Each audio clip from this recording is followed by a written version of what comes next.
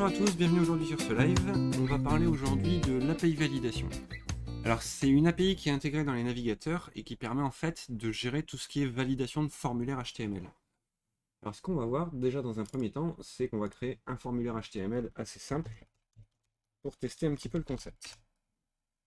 Donc on va faire un index, je vais zoomer un petit peu que vous puissiez voir correctement. Hop. Un fichier de base, un body et on va faire un formulaire. Donc on va faire par exemple un input type texte, name égale prénom, et on va rajouter un label pour la forme, et un bouton submit.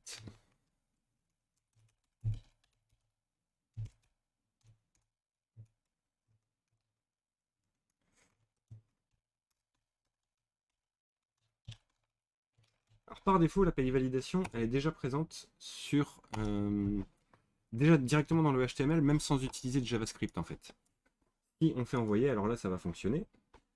Mais si on rajoute en fait des contraintes sur les champs, ça va être tout le concept justement de l'API validation, on va pouvoir dire il faut remplir tel champ de telle façon ou de telle autre façon. La première contrainte qu'on peut rajouter, c'est tout simplement le required. Required, ça veut dire ce champ est obligatoire, on ne peut pas le laisser vide. Donc si on reprend hop, ici, le prénom, je ne le remplis pas, si je fais envoyer, là, il me précise, veuillez renseigner ce champ. Ça, c'est l'API validation qui le fait automatiquement et qui nous informe du coup que ce champ doit être rempli, il est obligatoire. Et si je le remplis, cette fois-ci, je peux envoyer. Alors, il y a beaucoup de propriétés comme ça qui peuvent être mises pour spécifier des choses sur les champs, sur la façon dont ils doivent être remplis. On a par exemple le minLength maxLength.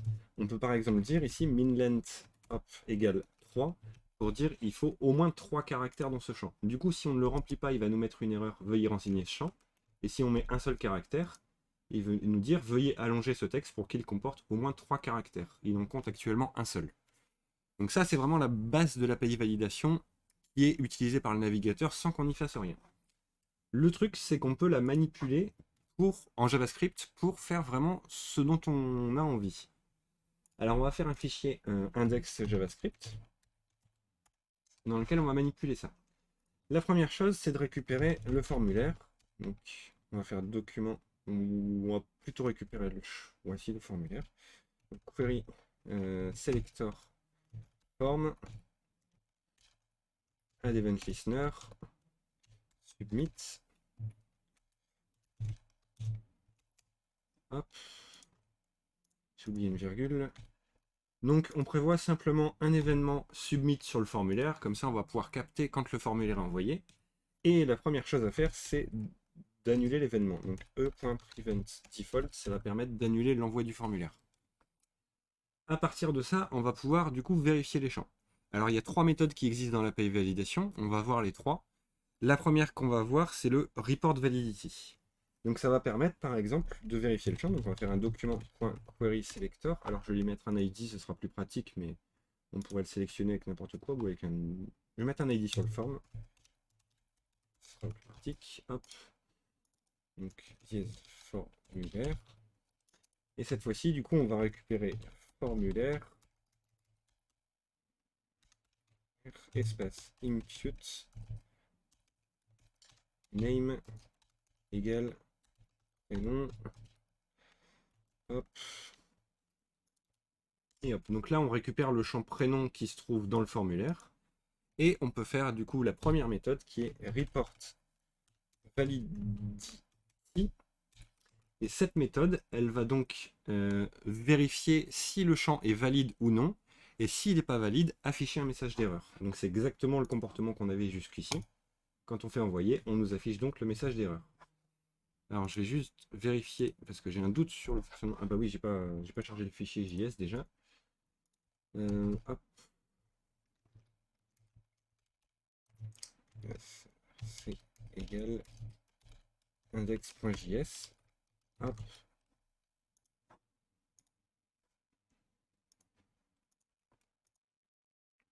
Hop.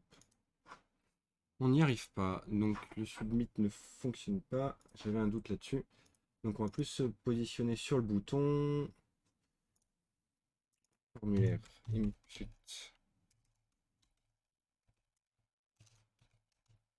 Type égale submit. Hop. Du coup, au lieu de faire sur l'événement submit, on va le faire sur le clic sur le bouton pour annuler ce clic. Là, je retente. Cette fois-ci, en debug, on passe bien donc dans. Je vais mettre le debug à côté. Hop, on passe bien sur l'événement.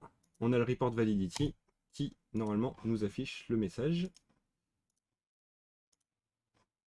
Voilà, il nous affiche bien le message. Donc là, c'est le report validity qui l'a envoyé. Si je retire cette ligne-là et que je refais la même chose, vous allez voir que normalement, il ne se passe rien. Quand je clique sur le bouton, il ne se passe rien. Hop. Donc ça, c'est la première méthode de l'API validation, c'est vérifier qu'un champ est valide et afficher un message s'il n'est pas valide. À quoi ça va nous servir ça? Eh bien tout simplement, le report validity nous retourne aussi la valeur true ou false selon si le champ est valide ou pas. Donc on peut très bien faire un let valide égale cette fonction-là. Et comme ça, si c'est valide, à ce moment-là, on peut faire des opérations spécifiques en JavaScript, comme par exemple envoyer une requête à une API ou ce genre de choses. Ça va permettre donc d'utiliser à la fois l'API validation pour tout ce qui est vérification des champs et contraintes sur les champs directement en HTML, et tout simplement en JavaScript, utiliser le report validity pour dire il faut vérifier ce champ, et s'il est bon, à ce moment-là, je fais quelque chose.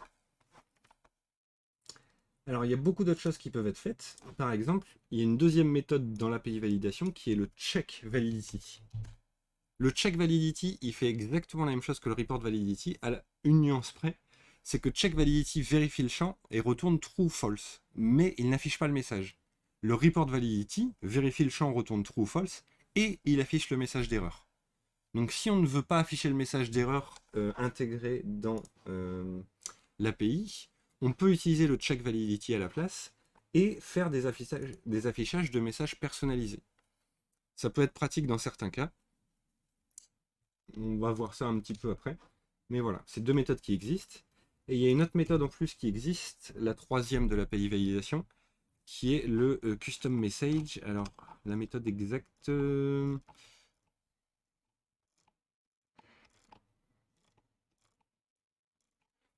ne me rappelle plus. Je vais retrouver ça. Donc, hop.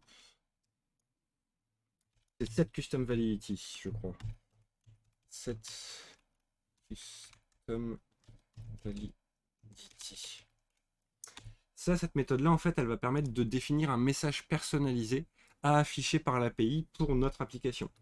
Donc on peut par exemple définir merci de remplir le champ. Hop, et si je fais un report validity et que mon champ n'est pas valide, c'est ce message-là qui va s'afficher pour ce champ-là. Hop, je fais envoyer. Il m'affiche une erreur. Alors il m'affiche bien le message. Je ne sais pas pourquoi il m'affiche une erreur. Notifier valid has already been declared. Ah bah oui, je l'ai défini deux fois. En copiant collant. Hop. Voilà, donc là, c'est bien le message merci de remplir ce champ. Quoi que je fasse, même si je mets deux caractères, il me dit toujours merci de remplir ce champ parce que j'ai spécifié un message spécifique à afficher pour ce champ en particulier. Du coup, alors il y a encore beaucoup de choses qu'on peut voir. La première chose, ça va être avec le check validity, faire des messages personnalisés. Alors ça va être très utile parce qu'on peut faire du CSS derrière. New file, par exemple, on va faire un index.css. On va reprendre le même sélecteur sur le prénom. Et il y a des pseudo-classes en fait qui permettent de définir l'état d'un champ et afficher des choses selon l'état de ce champ. On peut par exemple mettre deux points invalide pour dire si ce champ-là est invalide, à ce moment-là, je veux faire quelque chose. On va mettre par exemple un border en 2px solide, juste border color, tiens. Alors, deux points red. Ça, je vais vérifier, mais ça devrait du coup changer l'affichage de la bordure.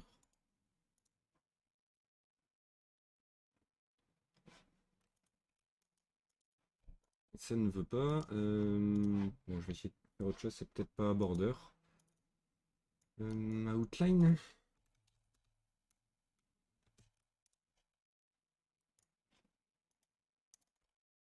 plus. Alors je vais essayer de retrouver sur le champ qu'est-ce qui définit la bordure. Background color. Bon, on peut modifier le background color, ça va fonctionner aussi normalement. Tac. Background-color. Ah, il faut peut-être que je charge le fichier aussi surtout. Quoi qui aide pas. Ink fill égale style sheet type text slash css href égale hop.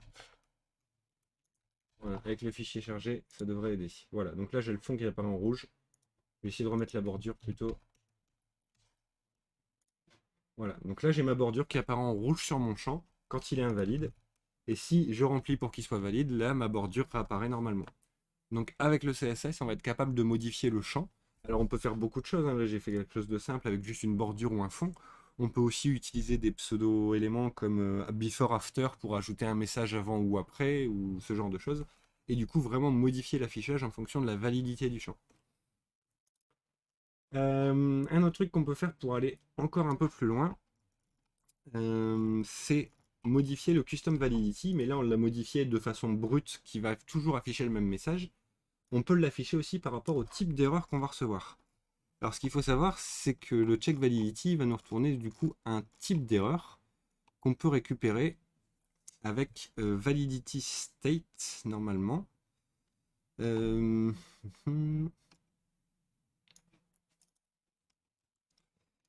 Alors je vais essayer ça. Hop. Check validity valide. On va essayer de voir.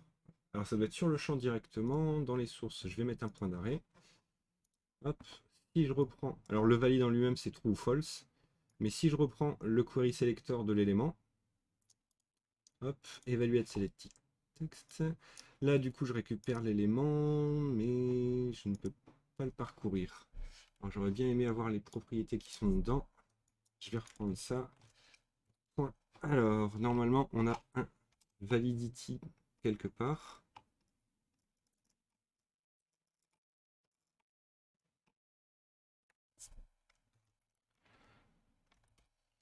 Validity. Voilà.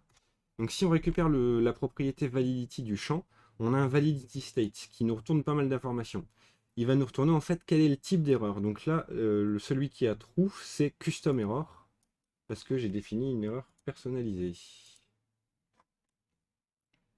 On n'a pas plus d'infos que ça. Alors hop, je vais le reprendre comme ça. Custom error, value missing. Voilà, donc là on a le value missing qui nous dit en fait le champ est obligatoire et on n'a pas de valeur qui ont été précisées. Et en fait, on peut se baser sur tout ça pour définir des messages personnalisés selon notre application. On va par exemple faire une function message input. Hop. On va préciser un switch sur input.validity. Ben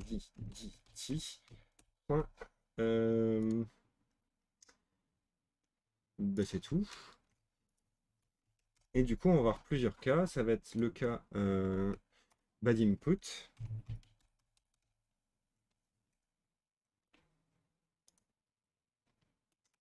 Quoique. On va plutôt faire un if.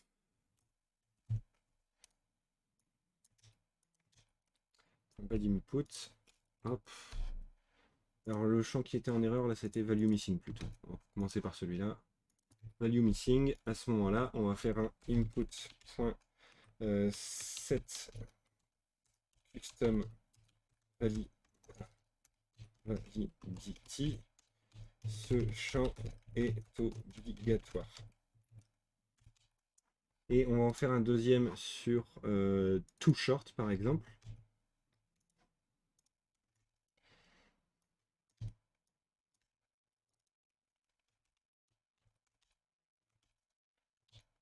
Hop.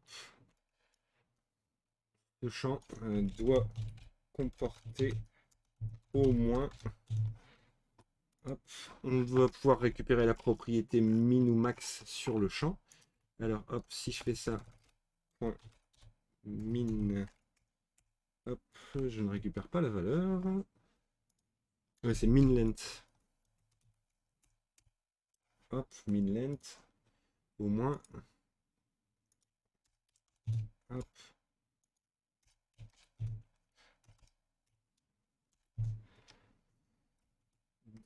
$accolade input.min length caractère. Hop. Et du coup, ici, on va rajouter un if not valide. À ce moment-là, on fait alors ce champ-là, let's input égale hop. On va faire un peu mieux encore après, hein, mais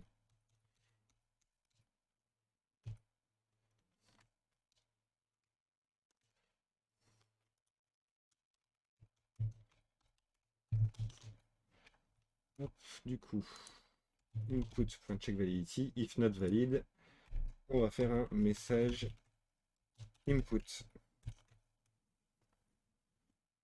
Et input.report validity. Hop, si on regarde un peu ce que ça donne cette fois-ci, vous voyez, il veut pas m'afficher l'erreur. Ce champ est obligatoire. Alors là, il m'affiche bien le message qui se trouve ici. Ce champ est obligatoire. Et si jamais je mets un caractère et que je renvoie, ce champ doit comporter au moins undefined caractère. Alors il y a un petit souci sur ça. C'est TH à la fin. Hop. Ce champ est obligatoire et ce champ doit comporter au moins 3 caractères. Donc là, on a pu définir du coup une fonction qui va gérer des messages personnalisés en fonction du type d'erreur qui est précisé sur le champ. Et on pourrait le faire du coup pour tous les types d'erreurs qui existent et définir du coup un message vraiment personnalisé à notre application au lieu des messages par défaut pour gérer tout ça. Pour aller un petit peu plus loin, ces trois méthodes qu'on a vues, donc check validity, report validity et set custom validity, le set custom validity, il faut que ce soit appliqué sur un champ. Par contre, le check validity et report validity, c'est pas nécessairement sur un champ. Là, on l'a fait sur un champ, mais on peut très bien aussi utiliser en fait aussi cette fonction directement sur un formulaire. On pourrait donc faire hop, de cette façon.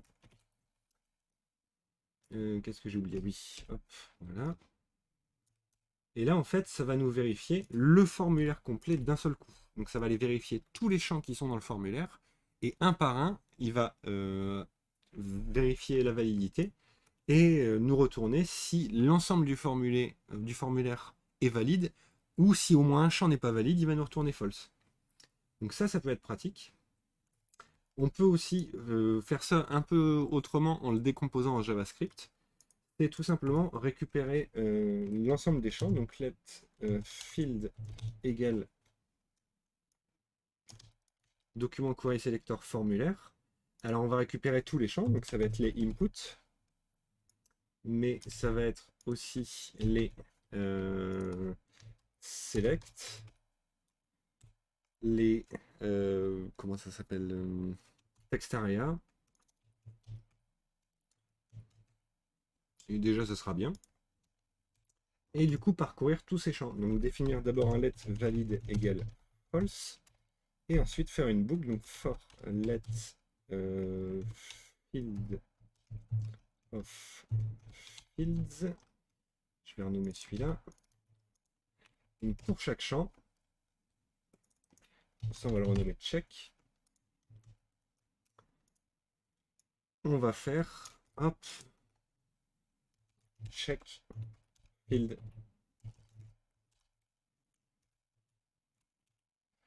Hop, ici on va rajouter un return pour récupérer la valeur. Et on va faire valide end égale check. Alors par défaut on va le mettre à true d'ailleurs.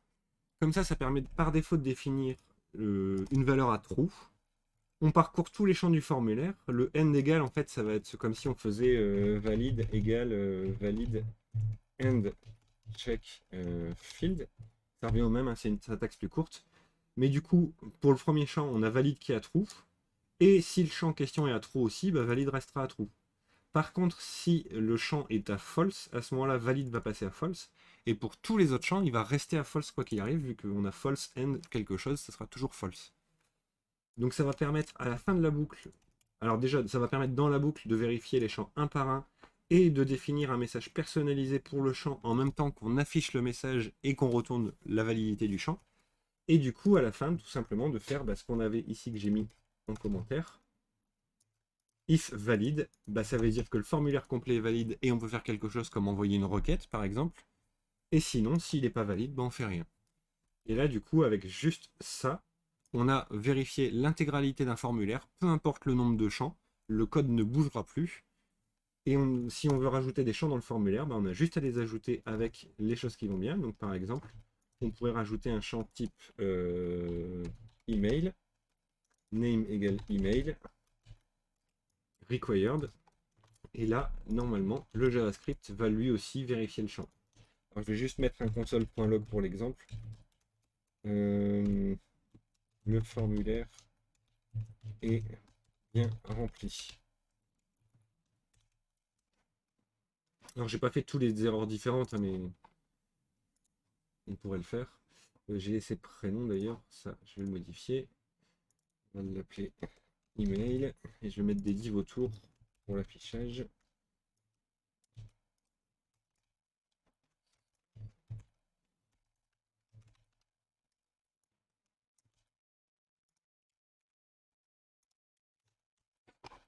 Hop, voilà, on a notre formulaire. Si je remplis pas, je fais envoyer field is not iterable. Ah oui, c'est vrai. Euh...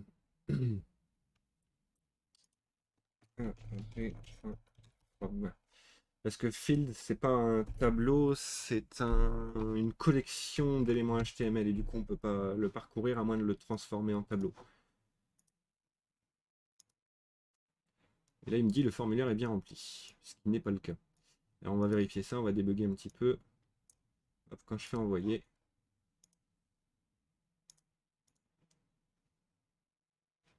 on n'y est pas passé.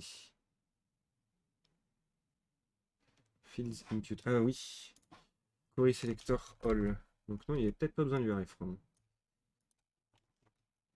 Avec le query selector, on récupère qu'un seul élément, le premier qui correspond. Donc là, on avait récupéré qu'un seul, on ne pouvait pas boucler dessus. Voilà. Donc là, on a notre premier field qui est le input et notre deuxième field, etc. Et du coup, là, il nous a pas dit que le formulaire était valide. Donc ça, c'est bon. Maintenant, pourquoi il nous a pas fait le report validity? Peut-être à cause du point d'arrêt.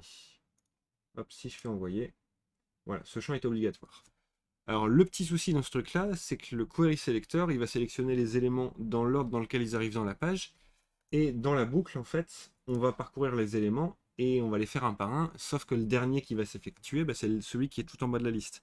Du coup, le message va s'afficher sur celui qui est le dernier de la liste. Alors, il y a deux solutions pour ça. Soit on inverse l'ordre du tableau. Alors, de mémoire, ça doit être reverse. Reverse, c'est bien ça. Donc, on peut faire un point reverse pour inverser le tableau. Comme ça, on va partir du dernier élément pour revenir au premier. Reverse is not function. C'est pas un tableau. Donc, il faudrait le transformer en tableau avant de faire le reverse. Deuxième solution, c'est tout simplement de sortir de la boucle si à un moment donné, on est à false. Donc, if not valide. À ce moment-là, on fait un break. Le break permet de sortir de la boucle sans la continuer. Et là, cette fois-ci, si je fais envoyer, ça s'affiche bien sur le premier formulaire. Ce champ est obligatoire. Si je mets un caractère, il m'affiche bien ce champ doit comporter au moins 3 caractères. Si j'en mets 4, je fais envoyer, ce champ doit comporter au moins 3 caractères.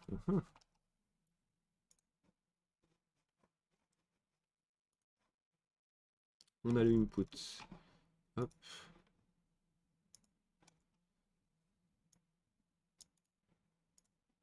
False. Je vais récupérer ça. On est à false. Input.validity. Hop. Du coup, qu'est-ce qu'il y a true? Custom error. Ah bah oui, il faut reset le custom error. Donc, let valide égale hop.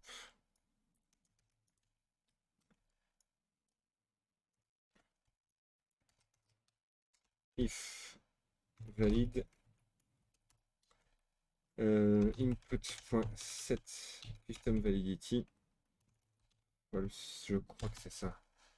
Et return valide. Donc ça va permettre de reset l'erreur dans le cas où il n'y en a pas. vais en mettre que 2. Hop. Là, j'ai bien ça qui s'affiche. Non, il veut pas. Alors, il y a un truc à faire, je sais plus quoi, qui permet de reset l'erreur.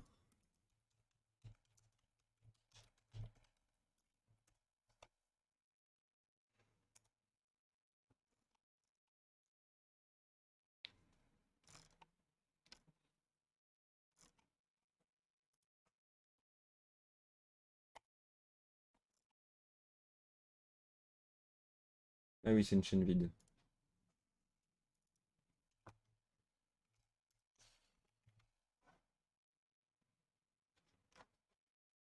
On va retester ça.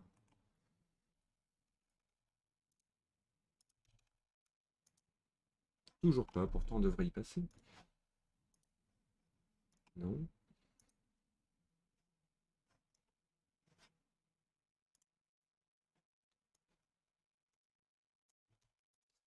Je vais le mettre au début, ce sera plus simple. Comme ça on le reset par défaut. Et après il va se remettre si jamais il y a une erreur. Hop, donc une lettre. Hop, si j'en mets plusieurs, on passe au champ suivant. Voilà. Donc là on a bien géré le cas. Ce champ est obligatoire. Si je mets 2 caractères, veuillez inclure un arrobas dans l'adresse email. Parce que c'est un champ type email, donc il fait la vérification aussi. Donc si c'est pas une erreur que nous on a gérée, lui-même va mettre le message. Voilà. Dernier petit truc, il y a du coup un certain nombre d'éléments qui permettent de vérifier le formulaire, donc les contraintes qu'on peut mettre sur un formulaire. Donc on a, comme on l'a vu, le required qui permet de dire le champ est obligatoire. On a min length et aussi max length qui permettent de définir une taille minimum et une taille maximum pour le champ. On peut mettre l'un, l'autre ou les deux. Ensuite, on a le min et le max. Alors cela c'est un peu particulier, c'est pour le champ de type impute type égale number, dans lesquels on ne peut mettre qu'un nombre, et du coup au lieu de définir un min length qui est la taille de caractère dans le champ, on va définir un min qui est une valeur du champ. Donc on peut définir min 10 et max 20 par exemple. Du coup les valeurs seront comprises entre 10 et 20 pour ce champ number. Et le dernier truc c'est qu'on a le pattern. Le pattern permet de définir en fait une expression régulière. Hop, par exemple, je peux définir dans l'email pattern égal et dire n'importe quel caractère suivi d'un arrobase, il est où ici, suivi de n'importe quel caractère. Alors c'est une expression régulière relativement simple, mais du coup l'API validation va aussi vérifier ce pattern pour voir est-ce que ce qui a été rempli dans le champ répond bien à ce pattern. On peut définir la même chose aussi sur un champ de type texte, là pour un prénom par exemple. On va dire il faut que ce soit des lettres alphanumériques, enfin alphabétiques surtout, donc A, Z, A, Z, et les accents, donc A, O, I avec le tréma. Ah, il y en a peut-être d'autres, mais c'est déjà pas mal.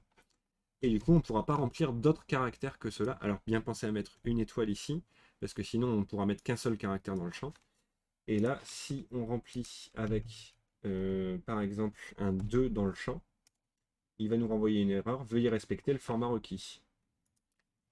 Et cette fois-ci, donc, pour aller jusqu'au bout des choses, si je mets mon input ici, le validity nous précise que c'est le pattern mismatch qui a généré une erreur. Et du coup, on peut rajouter une erreur dans le JS sur hop, pattern mismatch. Et cette erreur, le champ contient des caractères interdits. Hop. Si je mets un 2 et je fais envoyer, veuillez respecter le format requis. Je vais faire une erreur. Pattern mismatch. Ah, il y a un seul S à mismatch. Hop.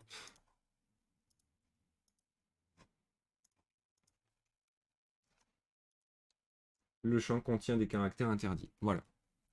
On est allé au bout des choses, on a vu un peu tout ce qui était possible sur l'API validation. N'hésitez pas à voir la documentation parce qu'il existe pas mal de choses en plus. Bah, sur les validity, là, on en a traité trois, mais vous avez vu, il y en a quelques-uns en plus. N'hésitez pas à aller voir aussi les pseudo-classes. On a fait le invalid, mais il existe aussi la pseudo-classe valide. Pour par exemple afficher le champ en vert, on pourrait dire par défaut le champ est en gris.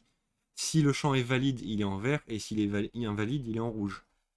Et il y a aussi le out of range, qui peut être un peu plus spécifique, mais qui permet d'afficher en CSS des choses différentes quand on est en out of range.